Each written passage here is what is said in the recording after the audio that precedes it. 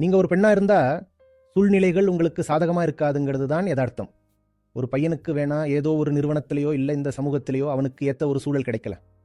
ஆனா ஒரு பொண்ணு எங்க போனாலும் அவளுக்கு எதிரான ஒரு சூழல் இருக்கத்தான் அதிக வாய்ப்பு இருக்கு.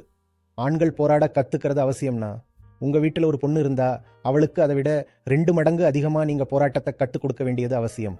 அந்த போராட்டத்துல இறங்குங்க, ரிஸ்க் எடுங்க. ஒருவேளை 1-2 முறை நீங்க அடிபட்டு கீழே விழலாம், ரத்தம் சிந்தலாம், இல்ல தோத்து போகலாம். அதனால பரவாயில்ல. ஆனாலும் ரிஸ்க் எடுங்க. தோக்கிற நிலையில இருக்கிற ஆட்டத்தை கூட ஜெயிக்க கத்துக்கோங்க.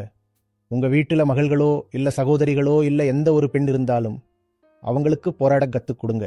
அவங்களுக்கு தலைகுனிய கத்துக் கொடுக்காதீங்க. ஏன்னா பல நூற்றாண்டுகளா அவங்க தலை குனிஞ்சுதான் இருக்கு.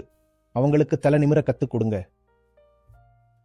அதே நேரத்துல அந்த நிமிர்ந்த தலை வெறும் அகங்காரத்தோட வெளிப்பாடா மட்டும் மாறிடாம இருக்கிறதுக்கு அவங்கள ஆன்மீகத்தோட இணைச்சு வைங்க.